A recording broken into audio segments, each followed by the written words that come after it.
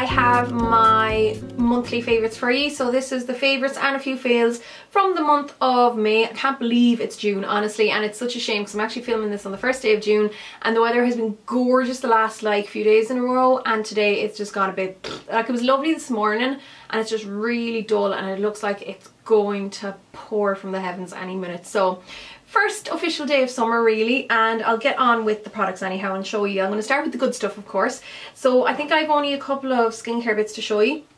I did show these before, I think, in a haul video. So this is from Nip and Fab, which is a skincare brand, and it's the Glycolic Fix Treatment pads, like they're exfoliating pads. It contains I can never pronounce it right, hyaluronic acid and glycolic acid. So hyaluronic acid is extremely hydrating. It's a humectant, so it binds water to your skin, and it also contains glycolic acid, which is a natural exfoliant. So this is brilliant for just smoothing out the surface of your skin if you're feeling like your skin's a bit rough or anything like that.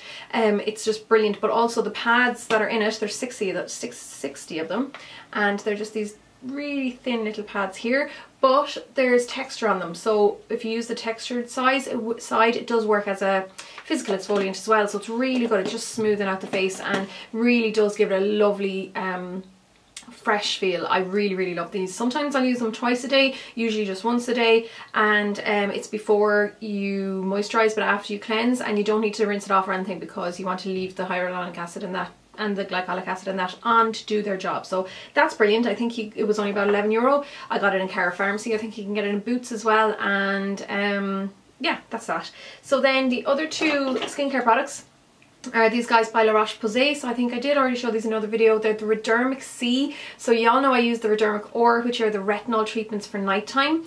And I just got word that hopefully they should be launching later on this year as well in Ireland officially, so they should be available in other pharmacies and not just Boots, which is great. But the Redermic C is available in Ireland, and this is a vitamin C based line. It's really good. Vitamin C is brightening. It helps with not so much tone, but yeah, skin tone. Yeah, like say with discoloration, stuff like that, it helps to even out your skin tone. So these are brilliant, and it's extremely hydrating as well. So I tend to use these more at daytime, you know, underneath my sunblock or whatever. And this, I love the eye cream. It's just really hydrating. Or sometimes if I'm giving myself a break from the retinol at night time, I might use these instead, but these are brilliant. Now onto the makeup. So as it is getting onto the nice weather, apart from today's little hiccup, it has been lovely here lately. So I am going a little bit lighter with my foundation in that. So today what I have on my face is the BB cream by Catrice. BB creams don't even get a look in from me during the winter. I just don't even think about them. But as soon as the weather comes, the nice weather comes, it's just like scramble for all my BB creams again. So this is actually the only one I've really been going for though, mainly so far, and it's the Catrice one. It's their BB All Round Foundation Multi-Benefit Makeup, SPF 30, 6-in-1, blah blah blah. So I think they still do this one. I hope it hasn't been discontinued. I actually haven't even bothered to check that because I know they got rid of a load of stuff there before Christmas. But anyhow, this is lovely. I'm wearing it today, so it's actually decent coverage for a BB cream. It's a thicker formula. If anyone knows what the Studio Sculpt formula is like by MAC, it's that kind of thick gel that it comes out on, but it buffs into the skin beautifully. It has the SPF of 30, which I'm a big fan of, and I just really love the finish it gives. So it gives that kind of natural skin, like I don't say full on dewy, but a natural skin, like healthy, like kind of healthy natural skin shine kind of finish, and very inexpensive because it's Catrice, so I love that. Then my go-to foundation really for the month, which I showed in a haul I think, was this guy here, the Show Good, no, I showed it in my favourite drugstore foundations video, that was it. And it's the Show Good Face 2-in-1 foundation and primer by Soap and Glory, and this is a great wee one. Again, it's just nice and lightweight, and it just makes your skin look great, which is always a benefit, a bonus. So I've been asked, like I've had people asking me what's on my skin when I've been wearing it, so it's really nice, and again lovely for the summer because it has the primer inbuilt and it is nice and light. So then I've rediscovered my love for this. So this one I have a bit of a funny relationship with. I have to be very careful about prepping any oily areas, but the Face and Body by MAC really is a beautiful foundation. Now I love using it on clients. I had weddings there at the weekend and I used it on so many, like pretty much all of the girls. but you have to be careful if you're very oily. Now, it is water resistant and all that kind of stuff, and it's rub resistant, and it lasts really well on the skin, but it's not oil resistant. So I do find you really have to use an oil control thing underneath for my T-zone, and then I have to powder over the top, but it gives the most beautiful like skin-like finish, absolute skin-like. I mean, this is a very, very minimal tint to the skin. There's not much coverage, so if it's natural you're going for it, this is it, and that's the face and body. So like, you can get the smaller size face and body, and I do have a few of them in my kit, which are £31.50 here in Ireland, but if you can get to a pro store and get the bigger one, do, because you get 120ml, which is like 4 times the amount of the 30ml, and it's only £36.50 or something like that. So brilliant. I showed this in, was it the first impressions tutorial I did like last week or the week before, and I showed that I had this guy here, which is the Full Exposure palette by SmashBox. Really, really like this. I'm really impressed by the quality. Like I mentioned, and it's still kind of true, I haven't used the cool side as much, but the mattes are beautiful. They blend really, really smoothly. They're not overly powdery. I just really, really like it. And then the shimmers are just a really nice kind of range of shimmers as well. So I'm really liking this, and I really like the fact that it was like about, like, it's in the 40s, like it's less than €50, so it's around the same as the Naked palette by Urban Decay, and I actually personally prefer this to the Naked palette. So that's that. It's a lovely sturdy case as well. It has the mirror in the top and just a nice kind of sleek black. I just love how it looks. I think it's really cool, and that kind of what would you call it? It's like a holographic kind of writing, but that's really cool. Then the Bobbi Brown Golden Light Bronzer has been my go-to bronzer for the month. This is just a lovely light bronzer. It has not really, yeah, it's a little bit of warmth, but it has enough grey in it to suit my complexion, and it still has a little bit of golden, like, you know, kind of gives you that lovely kind of golden glow, but still not too dark. Because I think a lot of bronzers can tend to have a bit too much red in them, particularly for pale people. So this is lovely because it's not very red at all, and it's a good big size. Of course, Bobbi Brown is a higher end, so you're not gonna, you're not gonna be getting it for a budget price. But if you're willing to spend money on something decent, this is definitely the one to go for. I mean, obviously this is the colour for me, all the other colours will suit other people, but the actual product itself is lovely. And then my go-to powder, setting powder, really has been the Catrice Prime and Fine. This is a mattifying waterproof, yeah, powder. So I just find it's really good, especially as it is getting a bit warmer and you might maybe sweating a little bit more and stuff like that. It really holds on to my makeup, like it really finishes it well and just keeps it in place. And of course, very inexpensive because it's by my beloved Catrice, which is a very, very fairly priced brand, even though you get such lovely looking packaging and really good quality products. Quickly, my two favourite eyeliners. I think I might have, did I show these? I can't remember if I showed these in the last week's one or not, but the Superfine Perfect Slim, or the Superliner Perfect Slim by L'Oreal. This has just really, whoops, and I'm throwing it around the place. This has a really fine nib, and you can control how thick or thin you want to go, but it's not drying out on me yet, which I'm so impressed by because most of these do tend to dry out.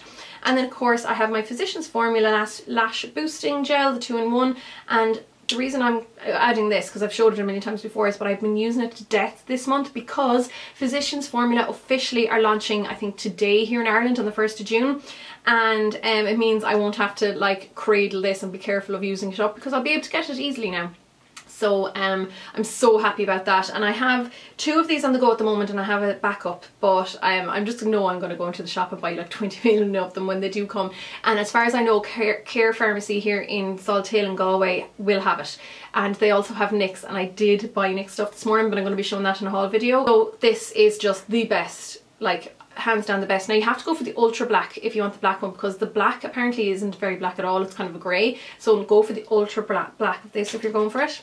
For concealers, I've shown this one before, but I do use it all the time. It's the Maybelline Instant Anti-Age, the Eraser Eye. I took off the sponge, which I've shown before, and I just allow the product to come up through the little dispenser there and use it as it is. But this is just lovely. It just goes on the skin lovely. It has a lovely brightening effect. It doesn't tend to line much, and I've been using it a lot, just like dotted over the face where I need it and not bothering with foundation, and it just gives a lovely finish to the skin.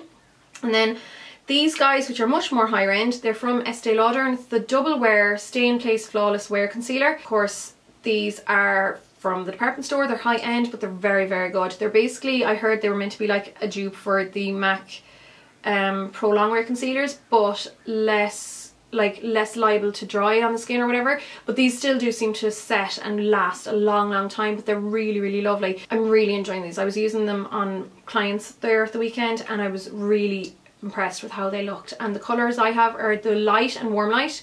So warm from Estee Lauder means yellow based, even though they are similar, but you can definitely see there's more warmth in it, so I tend to use that on the face. Or more kind of yellow based, I tend to go by the MAC one, which is the opposite, but I tend to use this more on the face. And then this one here is more neutral, like verging on pink, so I use that under the eye more. And then the only other like loved product this month that I was like thought was worth mentioning was the Bourhois Blush Cream No. 1. And I've actually worn this a lot recently for my more natural looks, even in videos, but I mightn't have mentioned it. But it's just this lovely peachy kind of coloured blusher. It's one of those kind of cream to powder blushers, so it doesn't stay like very slimy or slicky or shiny on the face, and I just really love how that looks. So let's move on to the non-favourites or the fails. So I have to show these guys. Now these have been sitting in my brush kit for forever, and they're the Sigma Tapered blending brushes, the E40, which is the dupe for the 224 by MAC. And the reason this is here is because I tend to use the 224 by MAC and all those kind of ones more so for adding concealer or applying concealer rather than using as eyebrow or eyeshadow blenders. Why can't I think of that? Anyhow, these are horrible to use with anything liquid or cream because the bristles break. I used it without thinking on clients recently, and then as I was putting on the concealer, there was like not just one or two, but like 10 or 20 loads of little black broken off hairs. And you know, you kind of give it a wash and hopefully hope that that'll kind of take away any of the broken hairs and give it another go. And no, it continued. Both of them.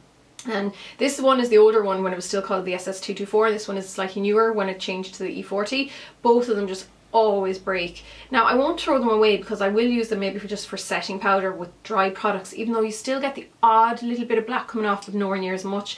But yeah, they're just horrible for breaking, really badly. I don't want to say badly made, like, because I love the rest of the Sigma stuff. I'm not knocking it. I think Sigma brushes are brilliant, not these ones. Like, these ones are just horrible. The hairs that they use are horrible. I assume it was the same like goat hair that they use in the MAC ones, but I don't know if it's how they were treated or what, but they just break constantly, so that's a shame.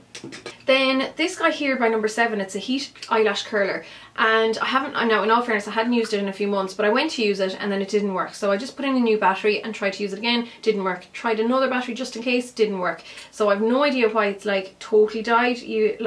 I didn't think that inactivity would render these totally useless after like a month or two, but that's kind of a shame because I mean it wasn't the most expensive thing in the world. It was probably in the 20 mark, but you don't expect it to just like die, so that was kind of annoying. This guy here is what came with the Full Exposure palette. It's the Full Exposure mascara. Now it's not a desperate mascara, but it's just a very underwhelming mascara. It just didn't kind of do anything for me. Like, it has a lovely big fat brush which you expect would give lovely voluminous lashes, and like the formula seems to be quite thick in that, but when it goes on it just it doesn't really do much. It's just very natural. It is defined, like it doesn't clump, it defines the lashes, but it's almost too natural. Now a couple of people told me that once these kind of dry out a little bit, so maybe leave it for a few weeks, they do improve, so we'll see, but for the moment no. This Revlon Colour Stay Overtime Lip Colour, I got this when I was in the States and it actually took me ages to use it, but it's basically like a lip paint on one side and one of those ones that really set on the lips, and then you have your kind of gloss on this side. So it's a lovely colour and there is use for it. Like, I don't want to knock it, it's not totally useless, but it's just one of those ones that you put on and it sets, but it almost sets like an actual layer. How do I describe it? That sounds a bit stupid. Basically, anyhow, it's too drying on the lips, first of all. But also, say when I was wearing it in one of the days and I was eating my lunch, and then I usually blot off some of my excess lip colour when I'm eating lunch because you know, just it's a habit, I suppose. And then after eating I had a little bit of something stuck on my lips, so you know, you'd take that off or blot that off, and rather than it just blotting off like normal lipstick, it was actually taking away chunks of the lip colour with it, which was like really annoying, and you couldn't like rub it over because it was just set and dried in place, so you had to totally take it off and redo it again. So that was kind of annoying, and yeah, that's that. It's quite a long video, I didn't mean it to be this long, and that's my favourites and fails for this month. I will be, of course, doing the same next month again, and in the meantime I'll chat to you all really soon. So take care guys, and enjoy your summer weather. Bye.